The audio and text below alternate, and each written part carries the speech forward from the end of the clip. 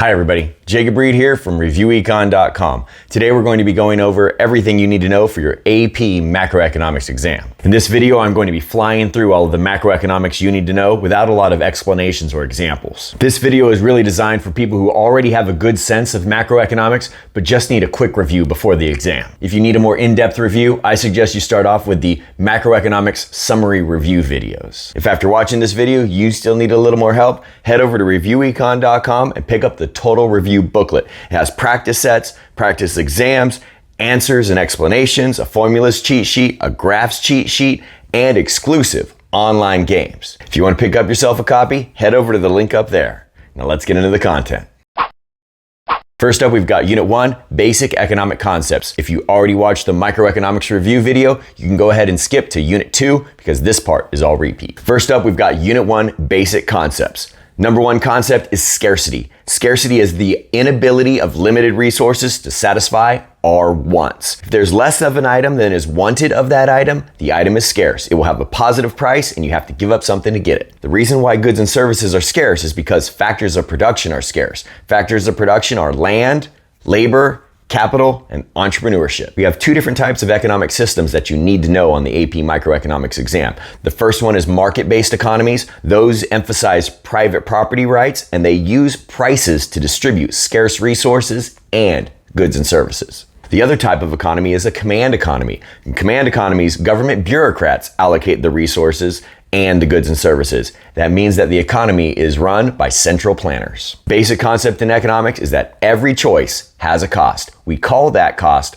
opportunity cost. That is the value of the next best alternative not chosen. It's what you give up when you make a choice. Here we have a production possibilities curve. It shows all combinations of two goods that can be produced with fixed resources. This linear production possibilities curve shows constant opportunity costs, and that's because the resources that are made to make one good are perfectly adaptable to produce the other good. If we have a bowed out curve like this, it means that we have increasing opportunity costs. As you produce more and more of one of these goods, the opportunity costs in terms of the other good will consistently increase. And that's because the resources that are used to produce these goods are not perfectly adaptable. Any point of production on a production possibilities curve means that the economy is productively efficient. Any point of production within the curve is inefficient, and it means some resources are sitting idle and not being used. In a macroeconomy, it means we have a recession and we have high levels of unemployment. Points of production outside the curve are impossible because of scarce resources. We can't have an unlimited amount of both corn and robots in this example. If we have a greater quality or quantity of resources or greater productivity of those resources, we call that economic growth, and that is shown as an outward shift of the production possibilities curve. If, on the other hand, we have a decrease in the quality or quantity of resources, we are going to see a shift inward of the production possibilities curve. And now the economy can't produce as many of those two goods. Next, we have absolute advantage. That's the ability to produce more of something or the same amount of something using fewer resources.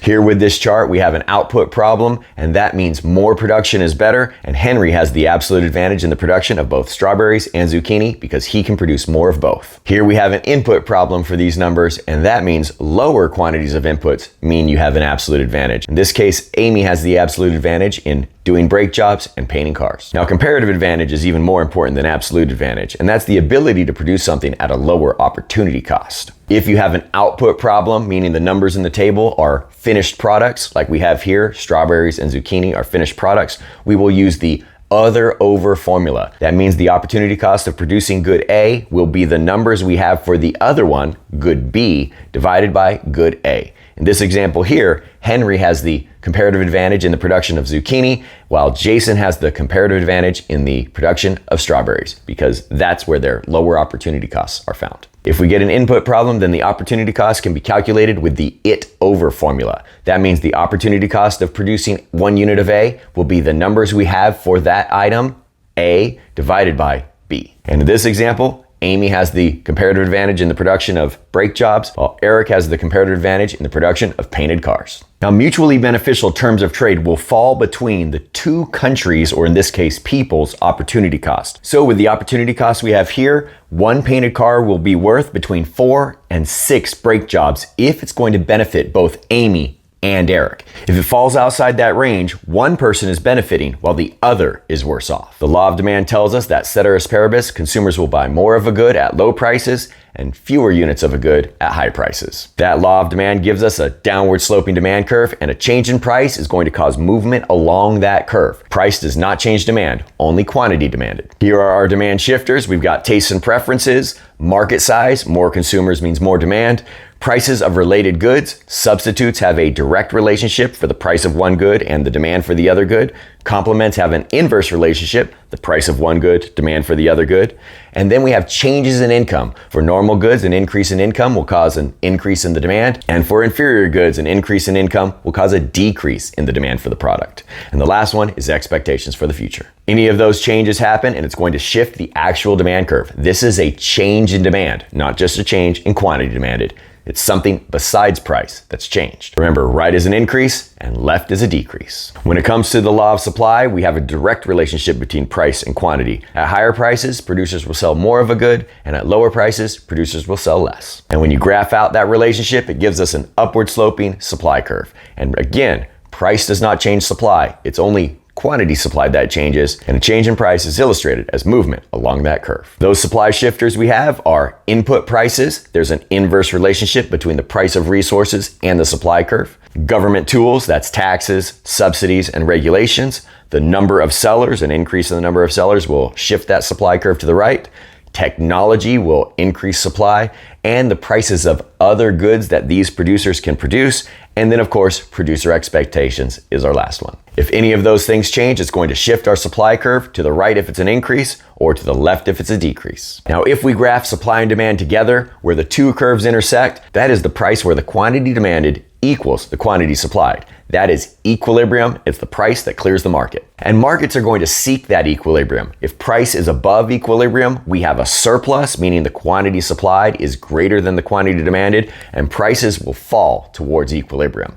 If the price is below equilibrium, prices are going to rise because we will have a shortage. That means the quantity demanded is greater than the quantity supplied, causing prices to go up towards that equilibrium. If we have an increase in the demand within the market, that's going to cause the equilibrium price to go up and the equilibrium quantity to also go up. If we have a decrease in demand, both equilibrium price and quantity will decrease. If we have an increase in supply, then the price will fall and the quantity will increase.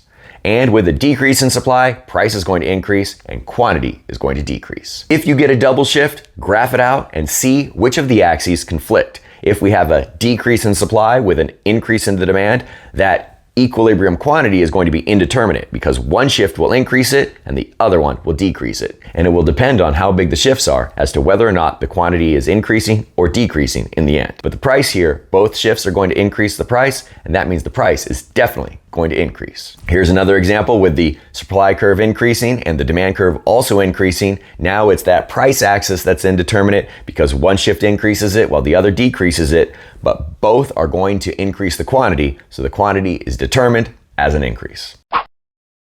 Next on to Unit 2, that's macroeconomic indicators. First off, we have the circular flow diagram. We have two economic actors in the circular flow diagram, households and businesses. Households provide land, labor, and capital in the factor markets, and they buy goods and services in the product market. Businesses, on the other hand, buy land, labor, and capital in the factor market, and they supply goods and services in the product market. In a capitalist economy, the government is also in the mix. They are buying goods and services in the product market and also buying resources in the factor market. They also provide public goods to both households and businesses. Now we measure the economic activity within that circular flow model with gross domestic product. That's the total value of all final goods and services produced within a country during a calendar year. One way of calculating GDP is with the value added approach. The value added approach takes the added value each company within a country adds to the final product value. Another way of calculating GDP is through the income approach through the factor market. There we're going to take rent, wages, interest, and profit,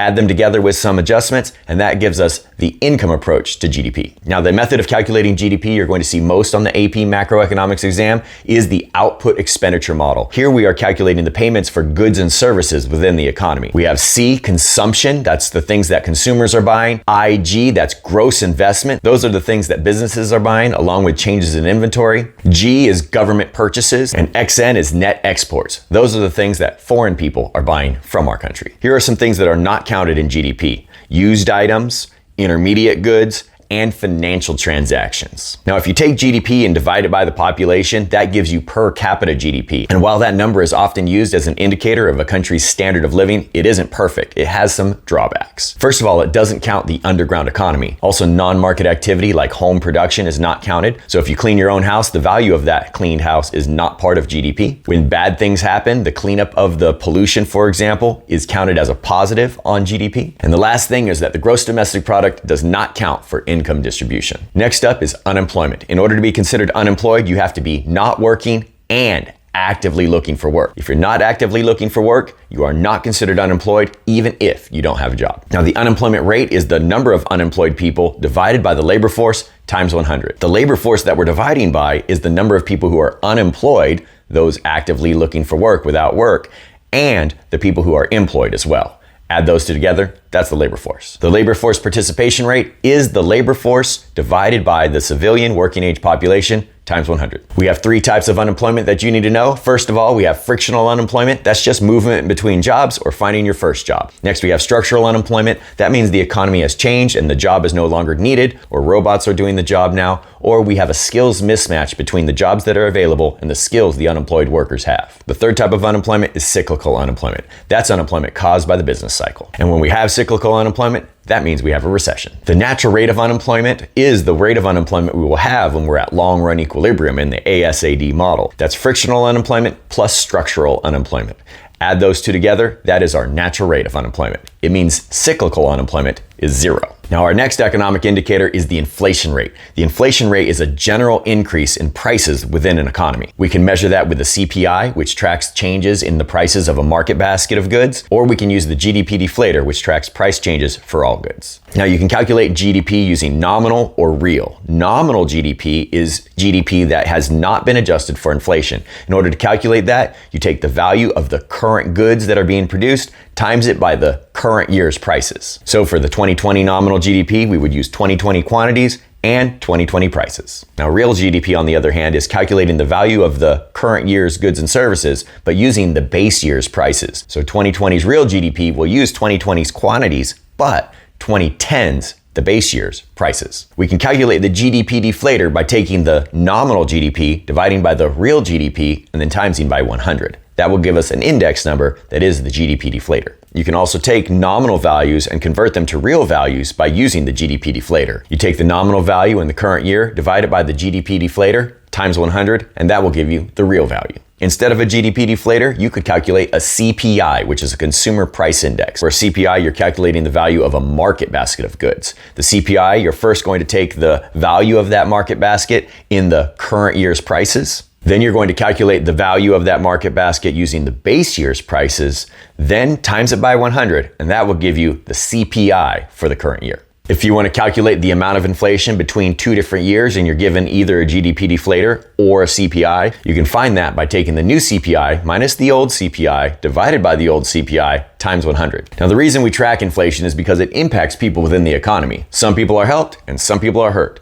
Unexpected inflation helps borrowers because they pay back fewer real dollars thanks to the higher than expected inflation. On the other hand, unexpected inflation hurts banks because they are paid back fewer real dollars, and it hurts savers because their savings are worth fewer real dollars as a result of the inflation. Now, those economic indicators help us understand where we are within the business cycle. When output is increasing, we call that an expansion. When output is decreasing, we call that a contraction. If the contraction lasts more than 6 months or 2 consecutive quarters, it's usually called a recession.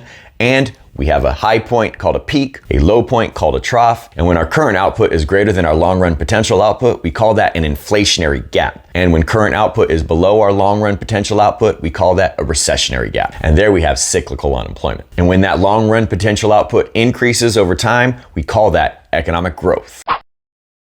On to Unit 3, that's the ASAD model and fiscal policy. Now, when consumers earn income, the government's going to take their share, and what's left is called disposable income. So disposable income is income minus taxes. And with disposable income, you can only do 2 things with it: spend it or save it. The marginal propensity to consume is the amount of new money that consumers are likely to spend. It's expressed as a decimal, so if I spend 80% of new money, my marginal propensity to consume is 0.8. The marginal propensity to save is the percentage of new income that I would be likely to save. So in that example, 20% or 0.2 is my marginal propensity to save. We can use the MPC and the MPS to calculate the simple spending multiplier. That's 1 divided by the MPS or 1 divided by 1 minus the MPC. Any new consumer spending, business investment, government spending, or net exports will be impacted by this multiplier, and it will ripple through the economy and increase GDP. The tax multiplier, on the other hand, is the negative MPC divided by the MPS, or the negative MPC divided by 1 minus the MPC. The tax multiplier also has an absolute value, 1 less than the government spending multiplier, and that's because when there's a reduction in government taxes, consumers' disposable income increases by the amount of the taxes, but some of that money will be saved rather than spent. The aggregate demand curve is a downward sloping curve that shows an inverse relationship between the price level and real GDP, and that demand curve represents the demand for all goods and services within the economy. Now, the aggregate demand curve will shift with any change in any component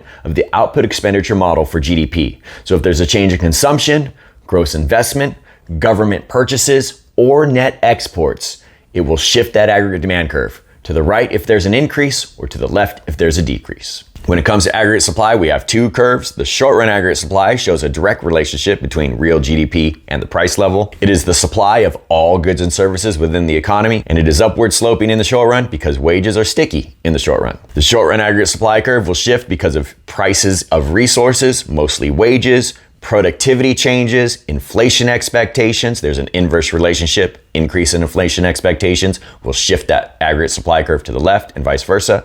Business taxes will shift it to the left or shift it to the right if they're decreased. And last, business regulations will decrease supply if they're increased. A shift to the left is a decrease. A shift to the right is an increase. Now, in the long run, the economy will always be at full employment, and that's because wages are flexible in the long run. So the long run aggregate supply curve is vertical at YF. That's the full employment level of output. And at any price level, we're going to get YF. The long run aggregate supply curve shifters are the quantity of resources, quality of resources, productivity of those resources, and technology. Essentially, anything that shifts the production possibilities curve inward will shift the long run aggregate supply curve to the left, and anything that would shift the production possibilities curve outward will shift the LRAS to the right. That long run aggregate supply curve is long run potential output. Now, if we put the aggregate demand curve and the short run aggregate supply curve together, it gives us short run equilibrium. Where those two curves intersect is the current price level and the current amount of real GDP, real output, also called national income. If we add in the long run aggregate supply curve, we can see where we are in relationship to our long run potential. Here we have an inflationary gap because the current level of output is greater than the long run potential output. That means unemployment is low and we're likely to see higher rates of inflation. If the current level of output is less than the full employment output, then that is a recessionary gap. That means national income is lower than the long run potential output, and that means the rate of unemployment is higher than the natural rate. And when all three curves line up like we have here, that means we are at long run equilibrium. The current level of output equals the long run potential output. And now the actual unemployment rate matches the natural rate. If we have a positive demand shock to the economy, the price level is going to increase and real output is also going to increase. We call that demand pull inflation. If we have a negative demand shock to the economy, the price level is going to fall and real output is going to fall. That means national income is lower and unemployment has increased. Employment has decreased. If we have a positive supply shock, that is a rightward shift of the supply curve that causes price levels to fall,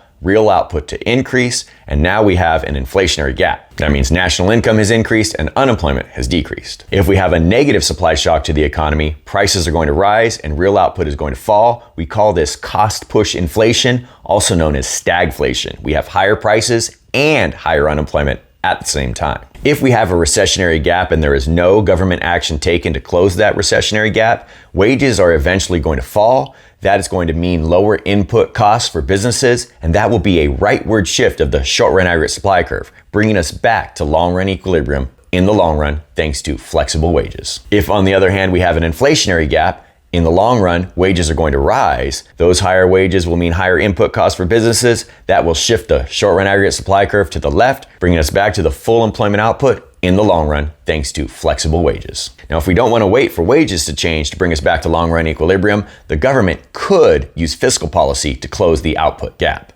If we have a recessionary gap, the government could use expansionary fiscal policy to fight unemployment. That would be increasing government spending and or decreasing taxes. That's going to increase the deficit or decrease the surplus, but it can bring us back to long-run equilibrium more quickly. On the graph, that expansionary fiscal policy will shift the aggregate demand curve to the right thanks to the increase in government spending or decrease in taxes, which increases disposable income, increasing with it consumption, and that shifts the aggregate demand curve to the right, restoring long-run equilibrium. If we have a positive GDP gap or an inflationary gap, the government could fight inflation by decreasing government spending or increasing taxes. That would also decrease the budget deficit or increase the surplus as well. On the graph, the contractionary fiscal policy is going to shift that aggregate demand curve to the left, restoring long-run equilibrium. Now, if the government doesn't take any discretionary action, the business cycle will still be smoothed out somewhat by automatic stabilizers. Automatic stabilizers cause the budget deficit to decrease during expansions and increase during contractions. Taxes are one of those automatic stabilizers. Since they are based on people's income, taxes are automatically going to increase during expansions and decrease during contractions. Transfer payments like unemployment compensation and welfare payments are also automatic stabilizers. Transfer payments decrease during expansions and increase during contractions.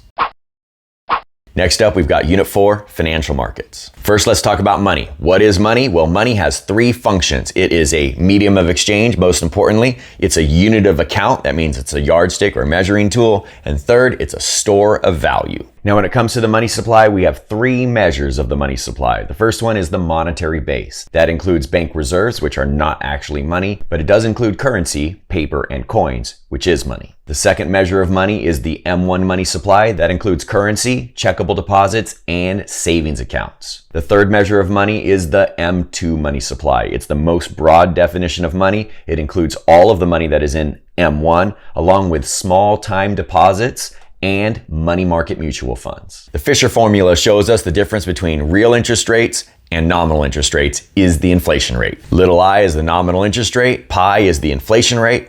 Take nominal interest rate minus the inflation rate, and that will approximately give you little r, the real interest rate. This formula can also be used to calculate the difference between nominal rates of change and real rates of change, being the inflation rate as well. And you can use algebra to rearrange this formula to get whichever variable you're missing. Bank balance sheets have two sides, assets and liabilities. Now on the liability side, those are the things that the bank owes. We have demand deposits. That's often called checkable deposits. That's checkbook money or checking accounts. We also have savings deposits and other liabilities. Now, of these three liabilities, only demand deposits have a reserve requirement set by the Federal Reserve. Over on the asset side, we have total reserves. That's all of the money the bank has. That money can be divided into two categories. Required reserves, that's the percentage of checkable deposits set by the Federal Reserve that the bank cannot loan out. And what's left is excess reserves. That's the money the bank can loan out. Next, we have loans. That's the money the bank has already given out to consumers, and the bank has a promise to pay in their possession that is worth the value of the loan. And then we have other assets the bank has, and that can include the building or bonds or securities of other sorts. Now, assets are always going to equal liabilities. These two sides will always balance out. The things the bank owns will equal the things the bank owes. Now, the money multiplier tells us how many dollars worth of new loans, deposits, and money can be created from excess reserves.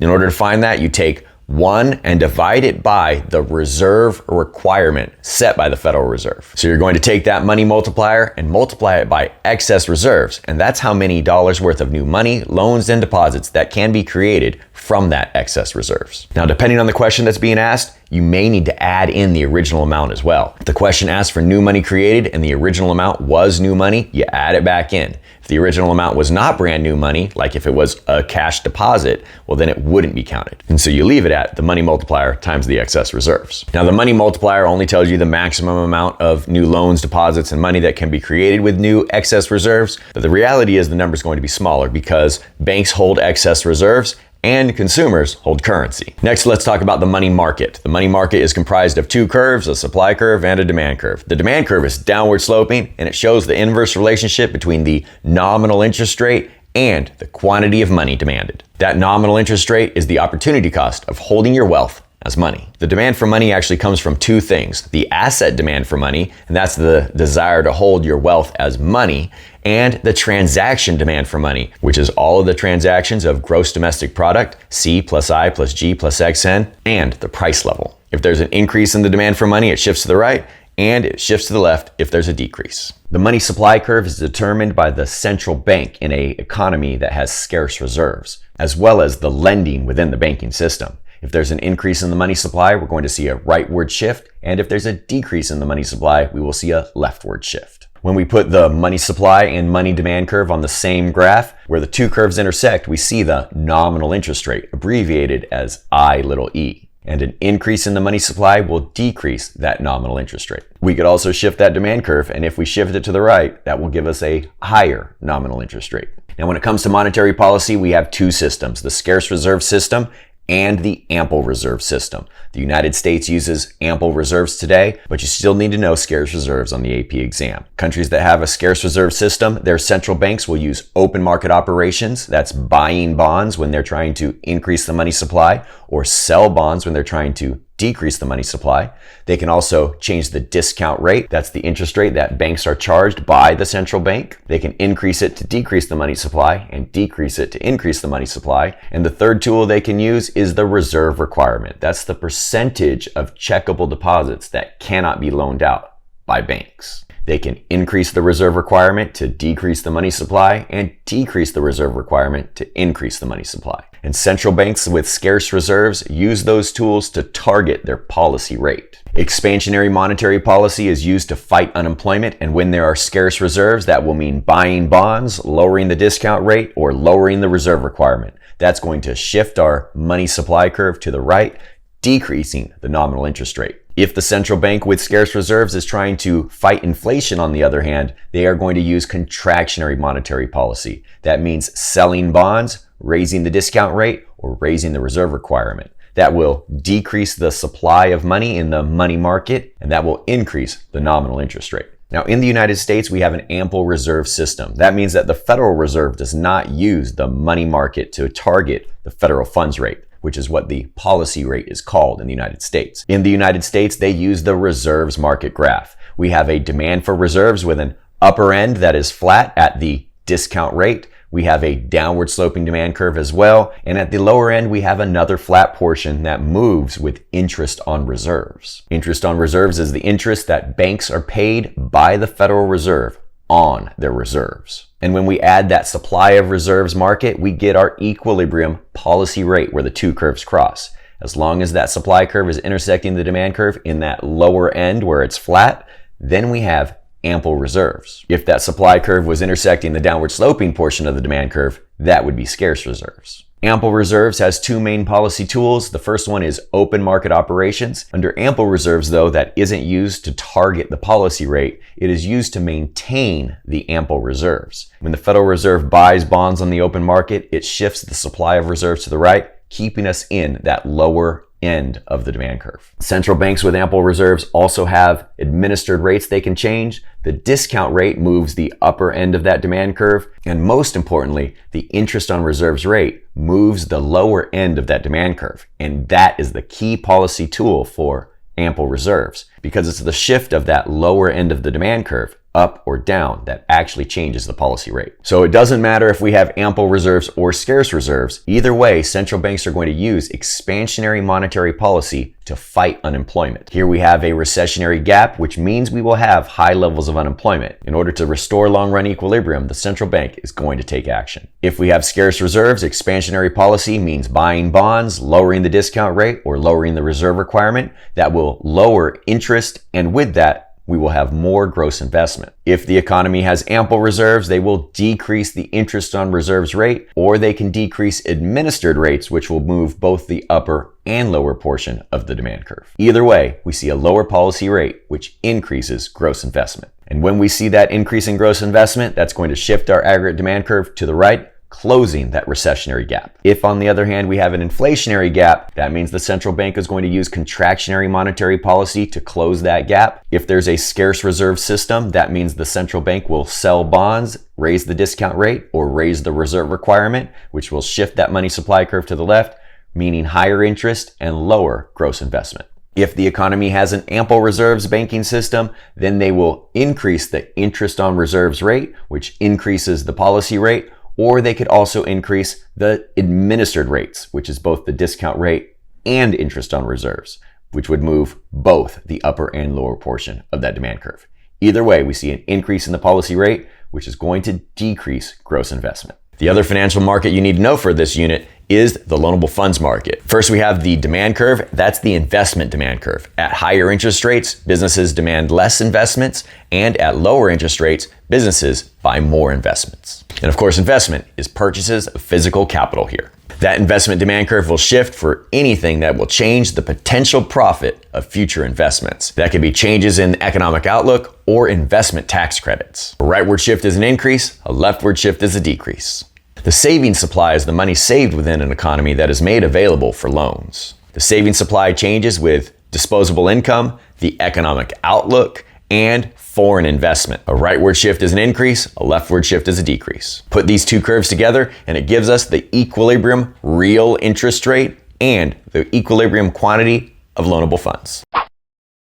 Now we're on to Unit 5, that's the long-run consequences of economic policies. First, we're taking a look at the interaction between monetary policy and fiscal policy. If monetary policy and fiscal policy are both expansionary, both of those policies will shift the aggregate demand curve to the right, which means that our price level is for sure going to increase and our real output is for sure going to increase as well. But in regards to interest rates, the nominal interest rate is going to decrease, and thanks to crowding out, we'll get to that in a little bit, the real interest rate in the loanable funds market is going to increase. The net impact is indeterminate because in one market they're increasing, in the other market they're decreasing. If monetary policy and fiscal policy go in opposite directions, then the aggregate demand curve is shifting to the right and to the left. So in the ASAD model, our price level is indeterminate and our quantity of real output is indeterminate. But in regards to interest rates, that will be determined. Here we have contractionary monetary policy and expansionary fiscal policy. Both of those actions are going to increase interest rates, and so interest rates are for sure going to increase. Here we have the long-run impact of an increase in the money supply. In the short run, we're going to see a rightward shift of the aggregate demand curve,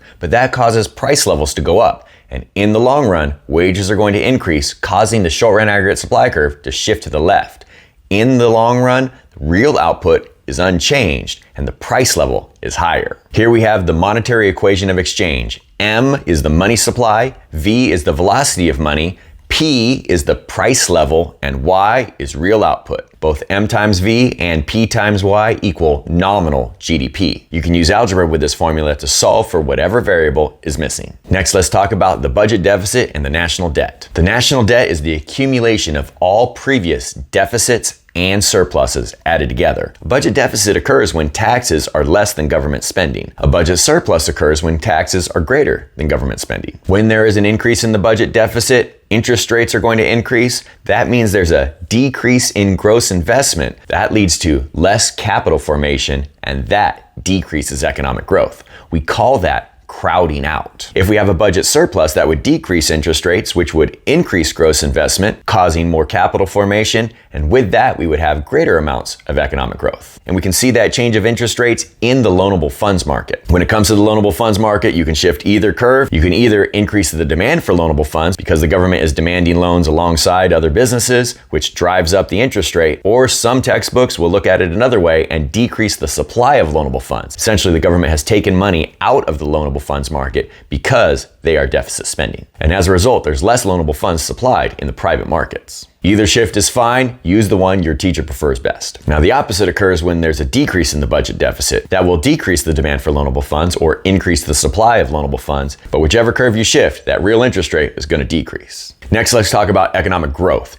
Economic growth is an increase in potential GDP or per capita GDP, which is GDP divided by population. So again, it's not an increase in GDP, but potential GDP. In order to have higher rates of economic growth, we need an increase in the quantity of resources or the quality of resources. When we talk about increases in the quality of workers, we're talking about productivity. That's the output divided by worker hours.